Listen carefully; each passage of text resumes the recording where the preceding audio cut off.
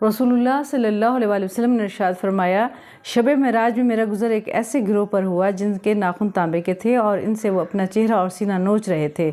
मैंने पूछा ये कौन लोग हैं, तो जिब्राइल अलैहिस्सलाम ने बताया कि ये वो लोग हैं जो लोगों का गोश्त खाते थे और इनकी इज़्ज़तों से खेलते थे, यानी ग़ीबत किया करते थे। हज़रत अनस बिन मालिक अबू दाऊद, यानी ग़ीबत करना गुनाह कबीरा में आ जाता है और गुनाह कबीरा वो गुनाह होते हैं जिनकी आखिरत में सख्त सज़ा है और जहन्नुम की सज़ा है। देखिए, जब हम किसी की बात बताते हैं, जब दो बंदे बैठे हों और तीसरे की बात कर रहे हों तो वो ग़ीबत होती है। अगर हम तीसरे की कोई ऐसी बात कर रहे हैं जो उसमें मौजूद है, यही ग़ीबत है। अगर उसमें वो चीज़ नहीं है और हम तीसरे को बयान कर रहे हैं दूसरे की बात, तो इसका मतलब ये है कि हम उस पर बहतान लगा रहे हैं। बहतान ग़ीबत से भी ज़्यादा बुरा गुनाह है। और इसके अलावा हम ग़ीबत उस वक्त कर सकते हैं जब कोई ऐसा इंसान जो उस गुनाह को ख़त्म करने की सलाहियत रखता हो, उसको हम बता सकते हैं कि ये मसला इसको ठीक कर दें या उसमें ये गलती है, उसको ठीक कर दें। तो इस्लाह के